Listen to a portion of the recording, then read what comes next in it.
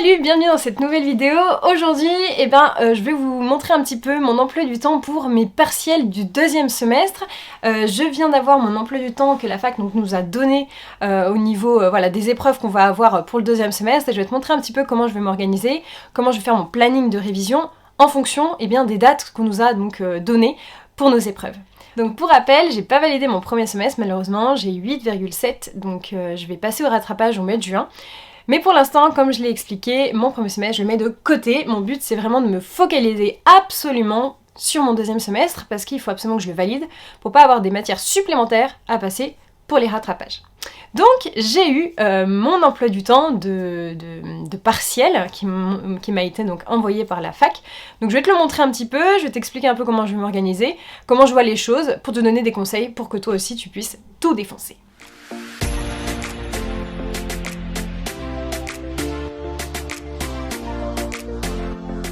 Donc dans un premier temps, mes partiels commencent le 9 mai. Donc aujourd'hui on est le 2 avril, donc c'est dans plus d'un mois que je vais avoir mes examens. Ça déjà c'est rassurant, parce que c'est vrai que pour le premier semestre, j'ai eu 5 jours de révision, là j'ai un mois, donc c'est pas la même.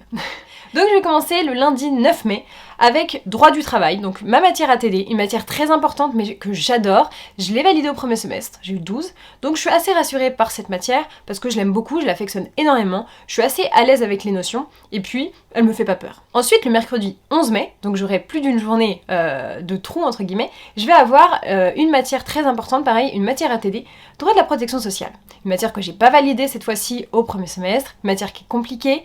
Vraiment, c'est pas facile, mais en tout cas, j'ai des points d'avance puisqu'avec ma matière ATD, j'ai à peu près 11 de moyenne, donc bon, j'ai déjà des petits points d'avance, c'est rassurant, et j'aurai une journée entre le lundi et le mercredi pour revoir bien cette matière. Ensuite, je vais avoir droit patrimonial de l'entrepreneur, c'est une matière qui est pas ATD, et celle-ci, elle va arriver le mercredi 18 mai. Donc 7 jours après le droit de la protection sociale. Donc ça c'est vachement cool parce que 7 jours, en gros c'est vraiment le laps de temps que j'ai eu pour réviser tous mes examens au premier semestre. Donc c'est énorme, j'ai vraiment... on nous a vraiment séparé les matières ATD, les matières pas ATD et ça c'est vraiment chouette. Ensuite j'ai deux autres épreuves. Le vendredi 20 mai, donc 2 jours après droit patrimonial de l'entrepreneur. Donc c'est quand même cool parce que je vais avoir tout le jeudi pour bien réviser et revoir surtout contrat d'affaires et droit de la consommation. Sachant que droit de la consommation, je suis assez contente parce que je l'ai déjà validé en L3, j'avais eu 12 sur 20, donc c'est une matière que je connais bien, une matière que j'adore parce que c'est le droit des contrats et moi je suis archi fan de cette matière, vraiment je trouve ça trop cool. Donc en fait, ça me rassure assez de me dire que bon, cette matière, j'ai fait exprès de la choisir en option parce que je l'avais déjà validée, et je me suis dit, comme ça, j'aurai beaucoup moins de travail à faire sur cette matière puisque je la connais déjà. Ensuite, on va avoir le mardi 24 mai et le mercredi 25 mai, donc 5 jours après, j'aurai carrément le week-end pour bien revoir. Histoire, donc ça va être chaud, c'est un oral, parce que l'histoire, la prof apparemment elle est assez stricte, et droit social international et européen. C'est une matière qui est assez complète, qui est assez dense, mais la prof est apparemment sympa. Donc c'est 2 euros ça, ces deux matières, donc il faut vraiment pas que que je fasse n'importe quoi, parce que être devant le prof, j'ai pas du tout envie d'avoir un grand blanc et de me dire ah finalement j'ai pas appris, ça serait vraiment la honte. Donc ça me rassure parce que j'aurai quand même pas mal de temps pour revoir ces matières et être au taquet pour réussir. Et enfin, on n'a pas encore la date, mais j'aurai entreprise en difficulté. Donc c'est matière sans TD que j'aime beaucoup aussi, parce que ça me rappelle mon premier stage quand j'ai fait en droit au greffe du tribunal de commerce à Avignon, où on était en procédure collective et que c'était tout à fait ça, les entreprises en difficulté, avec les sauvegardes, les liquidations, etc. C'est une matière que j'affectionne énormément.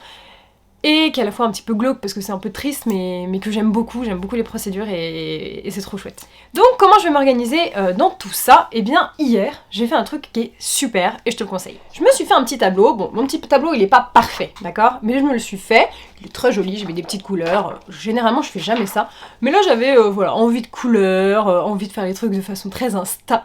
Et donc j'ai listé mes matières avec le nombre de chapitres par matière pour que je puisse avoir une vision globale de ce qu'il va falloir que j'assimile. Et où sont les matières qui ont le plus de chapitres? Genre par exemple, droit social européen et international, 19 chapitres. Donc ça c'est quand même chaud chaud chaud, mais il y a bien 19 chapitres. Après ces 19 chapitres, généralement c'est de petits chapitres. Donc bon, il y en a 19 mais c'est des plus petits. Et dans cette colonne-là, j'ai mis la date de mon examen. Comme ça j'arrive à voir, voilà, j'ai 19 chapitres et j'ai par exemple jusqu'au 24 mai pour réussir à apprendre tous ces chapitres. Bon, 24 mai, on est le 2 avril, j'ai quand même un petit peu de temps. Ensuite, une autre chose que j'ai faite, après avoir fait donc, mon petit tableau que je viens de te montrer, eh bien c'est d'avoir listé tous les chapitres. C'est-à-dire que j'ai repris chacun de mes cours, j'ai pris le nom de chacun des chapitres, et j'ai listé en fonction des matières. Comme ça me permet de savoir, finalement, toutes les notions qu'il va vraiment falloir que j'assimile. Ça m'a permis aussi de faire une vision globale de toute la matière, de bien la relire, parce que j'ai dû lire tous les chapitres, donc je sais de quoi ça va parler. Et ça, c'est un premier apprentissage. Déjà, je vais pouvoir cibler mon apprentissage, et c'est très très important, je te le conseille, d'apprendre par cœur, presque en tout cas, le nom de tes chapitres. Parce qu'en fait, notamment quand tu passes à l'oral, eh bien, généralement ton prof, il te donne une notion d'un chapitre, ça te fait tilt, tu sais, ah oui, ok, donc ça c'était dans ce chapitre-là, donc ça veut dire qu'il va falloir que je parle de ces thèmes-là, que j'emmène en fait ma discussion sur ces thèmes-là, et ça peut vraiment vraiment aider, faut pas le négliger. Donc là j'ai listé tous les chapitres de mes matières, donc entreprise en difficulté, il y en a beaucoup, mais finalement c'est des petits chapitres. Quand j'ai regardé le cours, en fait ça m'a rassurée, je me suis dit oui, il y a 19 chapitres, etc. Non, il y en avait 12 dans cette matière, mais il y a 12 chapitres dans cette matière, c'est compliqué, là j'ai peur, et en fait quand j'ai regardé, je me suis dit oui d'accord, il y a beaucoup de chapitres, mais c'est des petits chapitres, et en fait c'est que le prof il a voulu bien tout séparer pour pas qu'on se mélange.